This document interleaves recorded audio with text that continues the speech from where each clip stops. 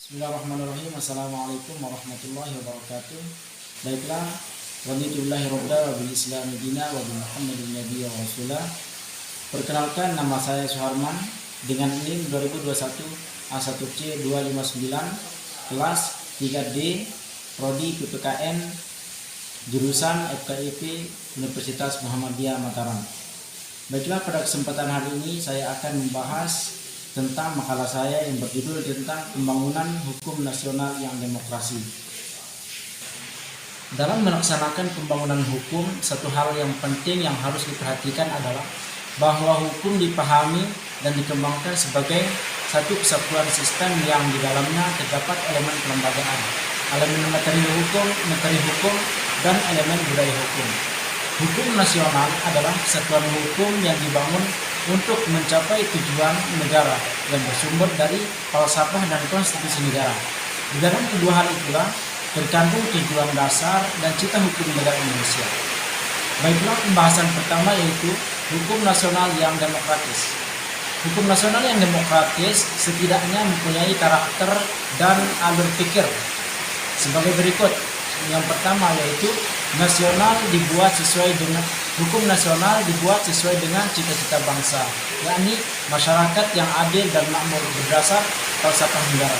Kemudian yang kedua yaitu hukum nasional dirancang untuk mencapai tahap tertentu dari tujuan negara sebagaimana yang tertuang di dalam pembukaan Undang-Undang Dasar 1945. Kemudian yang terakhir yaitu adalah hukum nasional harus menjamin integritas bangsa dan negara, baik teritori maupun ideologi, mengintegrasikan prinsip demokrasi dan nomokrasi.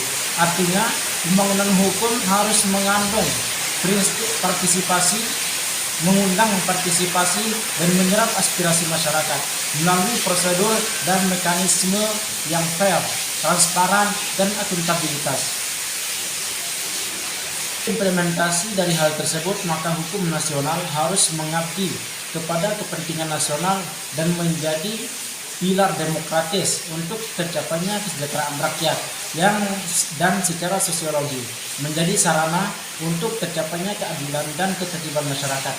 Tujuan dari hukum yang demokratis tidak saja hanya tercapainya keadilan, akan tetapi juga terciptanya ketertiban atau order.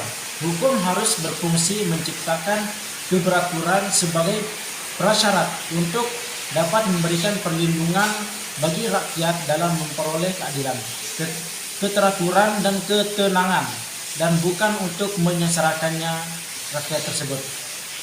Kemudian yang kedua yaitu upaya membangun hukum yang demokratis. Nah, salah satu upaya yang dilakukan untuk mewujudkan hal tersebut adalah dengan membentuk peraturan perundang-undangan yang disusun melalui instrumen perencanaan penyusunan undang-undang yang dikenal dengan program legislasi nasional atau Prolegnas, dan pelaksanaan dari pihak pemerintahnya dilakukan oleh Badan Pembinaan Hukum. Dalam rangka pembangunan hukum nasional diperlukan adanya suatu grand design sistem dan politik hukum nasional atau BPHN. Grand design harus diawali dengan pemikiran paling mendasar sebagai berikut. Yang pertama yaitu membangun hukum nasional mencakup asas, norma, hukum, proses dan penegaknya dengan tanpa mengabaikan budaya hukum. Kemudian yang kedua yaitu adalah dalam rangka harmonisasi hukum diperlukan suatu mekanisme legislasi yang lebih sistem komprehensif dan holistik. Kemudian yang ketiga yaitu konsistensi pada hierarki reginasi yang berpuncak pada konstitusi. Kemudian yang keempat adalah pengabdian kepada kepentingan nasional sebagai pilar untuk tercapainya tujuan hukum, yaitu terciptanya keadilan dan ketertiban dalam rangka negara kesejahteraan. Yang kemudian yang terakhir yaitu grand design dilakukan per sektor hukum. Kemudian pembahasan yang ketiga yaitu adalah budaya hukum nasional yang demokratis. budaya hukum merupakan salah satu elemen penting dalam membangun sistem hukum nasional. Oleh karena itu, Badan Pembina Hukum Nasional, Departemen Hukum dan HAM merencanakan tahun 2022 ini sebagaimana tahun peningkatan budaya hukum nasional. Salah satu upaya dalam membangun hukum dan menciptakan budaya hukum masyarakat adalah melalui kegiatan edukasi dalam bentuk diseminasi dan penyuluhan hukum. Proses edukasi dan pemberdayaan hukum dilakukan terhadap semua lapisan, baik penyelenggara negara, aparatur penegak hukum maupun masyarakat pada umumnya. Kemudian pembahasan yang terakhir yaitu adalah memahami hukum nasional yang demokratis.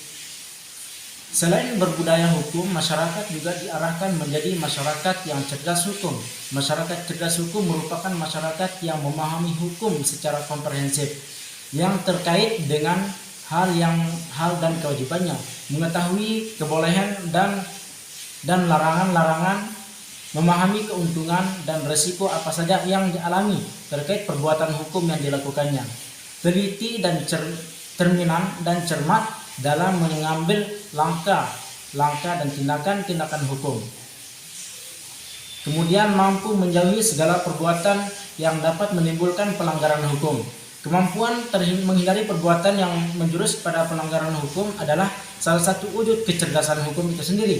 Masyarakat, sebab seringkali logika tidak bisa lagi diandalkan ketika seseorang yang tidak berniat sama sekali untuk melakukan pelanggaran atau kejahatan yang lebih serius, tetapi kemudian berlakunya karena dalam keadaan tertekan oleh perasaan dan ketakutan yang dapat datang sesaat dan tiba-tiba. Demikian pembahasan dari saya pada kesempatan hari ini. Mohon maaf apabila ada kesalahan. Sekian dan terima kasih.